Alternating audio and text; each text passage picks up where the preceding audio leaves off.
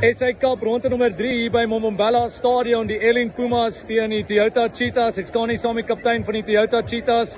'n Tawwe game vanaand hier op die stadion, 'n goeie wedstryd, 46-38 vir die Elling Pumas. Vertel ons 'n bietjie van die Toyota Cheetahs se kant af. Ja, kyk, is nooit maklik hierso nie. Moeilike omstandighede. Nee, waar ons gewoond is, maar ons het nie, ons kan nie enige verskonings maak, ons het onsself verloor. Baie defensive errors, penalties afgestaan teen by scrums. Wat ons gewoonlik doen nie, so nee, ons het definitief teen onsself gespeel. Al dan in die Pumas, ek dink hulle het goed gedoen om te reageer op ons foute. Ja, teleurgestel. Maar wel 'n goeie wedstryd vir 80 minute, die skare lekker bederf met goeie drie van beide kante af. Ja, it's a high scoring game. Baie, soos ek gesê het, defensive foute gemaak. Van ons kant af nie great nie. Maar ja, it's 'n lekker fight geweest, altyd taaf vir 80 minute hier so. Asai, dankie baie en sterkte met die res van julle SA Cup.